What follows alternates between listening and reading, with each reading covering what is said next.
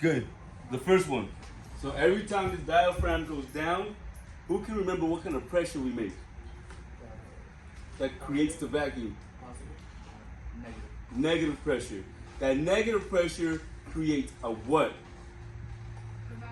A vacuum. And the vacuum is where the suction comes from. So just imagine the diaphragm going down. It is attached to your spine. And imagine that it going down is just sucking in air. That's the easiest way to remember it. All right, that's the easiest explanation I can have for you. When this goes down, that creates negative pressure. So it's like siphoning the air. And that siphon is that negative pressure that creates a vacuum that sucks the air in. So cool, we got that. And then we said that oxygen's coming in, right? So that's what we care about. So there's a whole bunch of O2 coming in here. And then finally that O2 is gonna make it down to your alveoli where gas exchange happens. All right, and this is where both systems combine. And we'll talk about it right now. Just let me draw my little O2s in here so it can make sense.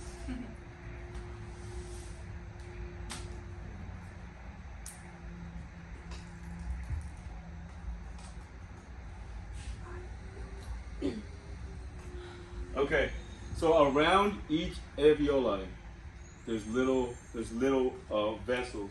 So imagine this is the alveoli, and you have vessels that just go around the alveoli like this. Okay, and around those vessels, in those vessels, there's blood.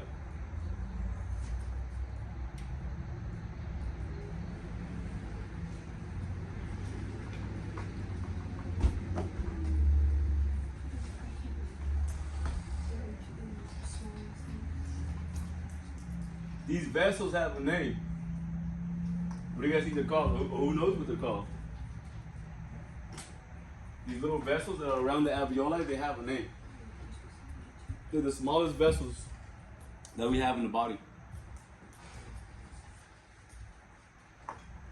Okay? They are called capillaries.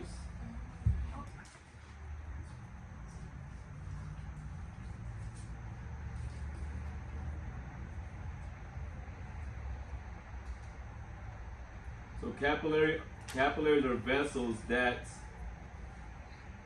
wrap around